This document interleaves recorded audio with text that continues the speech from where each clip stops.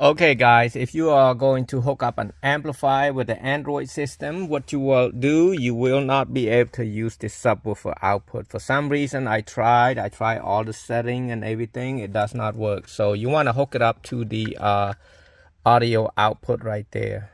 Audio output left and audio output right.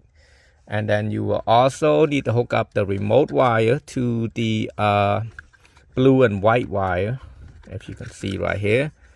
There's a blue and white wire right there, or you can hook it up to the red wire of the CAN bus right here. And then I ran to most of my videos got this coil in there too. See how I ran? I took this piece out right there, the 7mm right there, and then I pull it down. Actually, I need to hide this a little bit. Pull it down, and then there's a power wire right there. There's a boot on the left right there, straight across. And then what you want to do, you want to run it over here.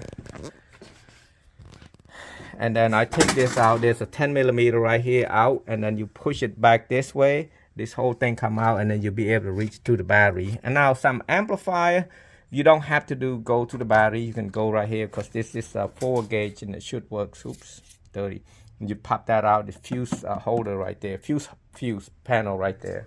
And then you're gonna have to run it back over here with the remote, jacks, and power. And then you're gonna have run the speaker wire to there. If it's mono, it's only one wire. You got positive, negative. See, you can see right there, you want to hook up the 12 volt to 12 volt and the remote wire we were talking about, and the ground. I ran the ground to this underneath here. I removed all of this. This piece kind of broke already. So, but always check and see if you have the bass knob controller right here. And then this is a jack that we ran earlier. And take a good picture of this. And it's simple as that. And I'm gonna put everything back because I just want to make sure I got everything right before I put it all back.